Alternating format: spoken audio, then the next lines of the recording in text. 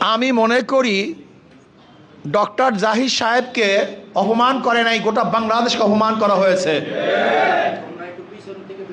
ভারত আমাদের কোনো অবস্থাতেই বন্ধু হতে পারে না। তারা কোনোদিন আমাদের বন্ধুত্বর পরিচয় দেয় নাই, বর্তমানেও দিচ্ছে না, ভবিষ্যতেও দিবে না। বরং বর্তমান হাই কমিশনার ভারতের নবনিযুক্ত, সে যে বক্তব্য দিয়েছেন, এই বক্তব্য খুবই আপত্তিকর বক্তব্য।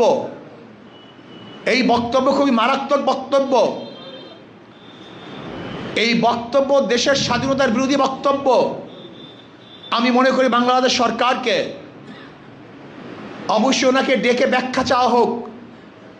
যদি উনি ব্যাখ্যা দিতে না পারেন, তাহলে বাংলাদেশ সরকার কি সিদ্ধান্ত নেবে সেই সিদ্ধান্ত আমরা জানতে চাই।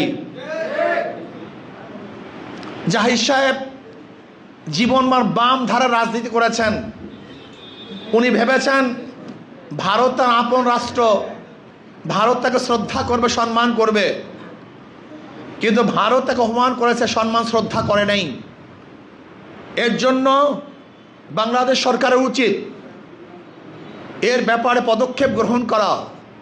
স্বাধীন রাষ্ট্রের একজন উপদেষ্টাকে অপমান করেছে, যদি আপনি এর ব্যবস্থা গ্রহণ না করেন, তাহলে বাংলাদেশের জনগণ অপমানিত হবে, অপমান বোধ মনে করবে। এর জন্য এর প্রতিকার অবশ্যই বাংলাদেশ সরকার গ্রহণ করতে হবে।